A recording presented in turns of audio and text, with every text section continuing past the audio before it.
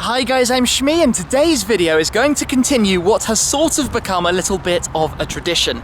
We're going to take a look at 5 things that I love about my Ford Focus RS. So I shot these videos before with my Ferrari FF and my Porsche Cayman GT4, giving you a sort of little bit more insight and reasoning into why I buy the cars that I do buy and share them with you. And I mean, just look at this thing. It is my first hot hatch. It's verging on a super hatch. The performance of this is on a par with the sort of supercars I had on posters 15 years ago when I was a youngster. It's absolutely crazy, 0 to 62 in 4.7 seconds, while simultaneously having all-wheel drive, 5 seats, lots of technology and all sorts of other things. So this car is the latest addition to my garage. I've owned it now for about 10 days. I've done 700 miles already.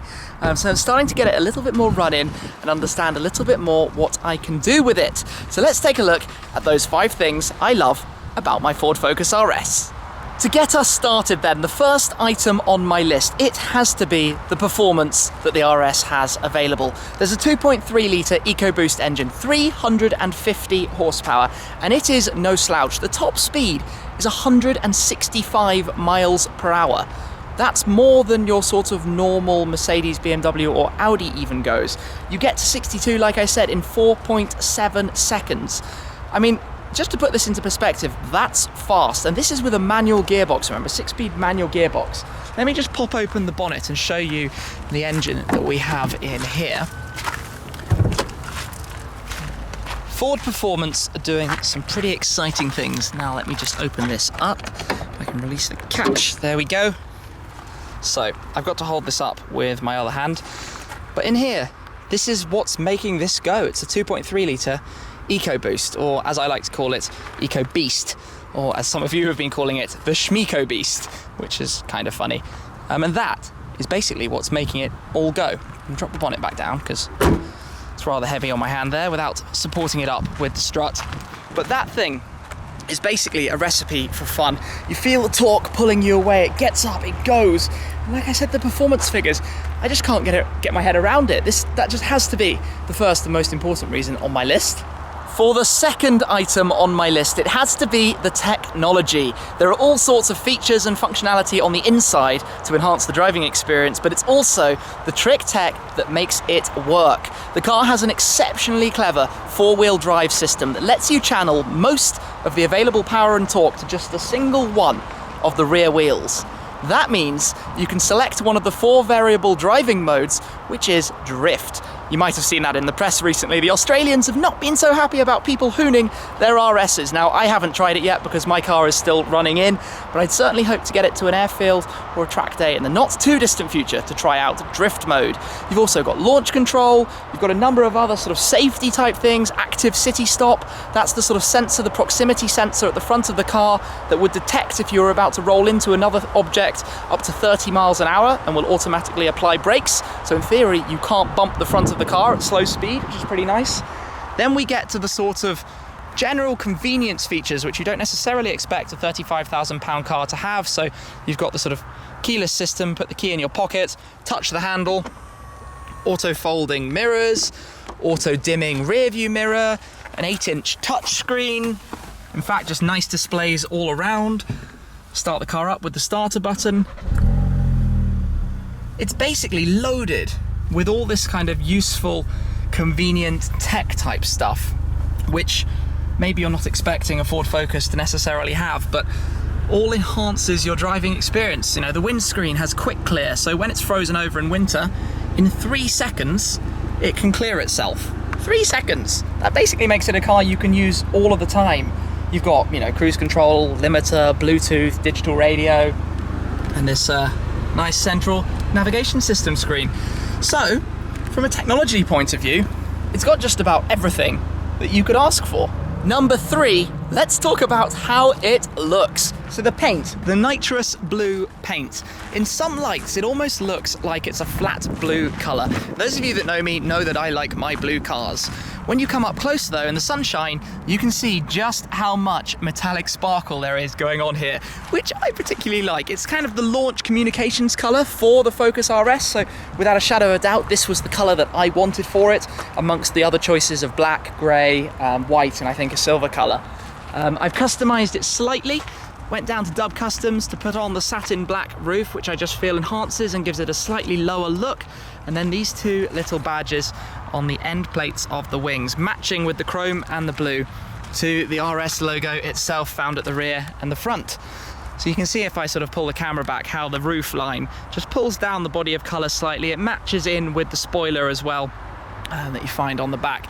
But the just general look of the car, it's got the optional wheels, the optional forged wheels with the blue calipers, very aggressive looks for a hatchback, obviously with that, with the enhanced diffuser, with those rather large exhaust tips down there too. And as we come around to the front, there's a lot of air intakes, obviously, to do their thing with cooling of the engine.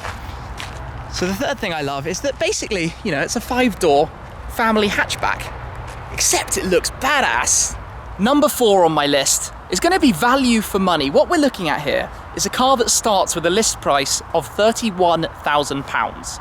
You can spec it up like this to 35 and a bit, which when you think about what you're getting for that money, and that's a fairly spec'd car, you know, with all the navigation, the entertainment, the Shell bucket seats, everything basically that you could want on the car.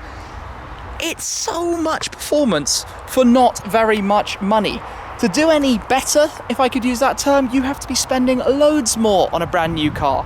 And you've got it all from the word go, straight out of the box, in a car that also has all of this tech and all of this capability, 4-wheel drive, you can use it all the time, you can store loads of stuff in it because there's a massive boot.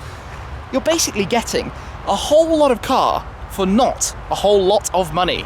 My fifth and final thing in this list of things I love about the Focus RS has to be the everyday fun drivability. Now I know I've kind of used my Ferrari FF as an everyday car as much as you can. I don't have a sort of regular commute, so it's not quite the same, but I have taken it to IKEA. As you might remember, I picked up a 2-meter tall bookcase with my FF, which was quite fun. But the reality is those kind of cars are very, very expensive to run. You're fueling a V12. You're worrying, what if something were to happen? At the end of the day, it's a Ferrari. It's not going to be a cheap or easy repair. So I kind of wanted to enter a world of a more normal, everyday car. So the Focus is exactly that. It's a 5-door car, there's loads of space. We've sort of had a look and talk about that already. But what it also is, while doing everything that you need, is very, very fun to drive. The combination of 4-wheel drive, the 6-speed manual, the raspy exhaust that pops and crackles away a little bit at you. In fact, let's hear it.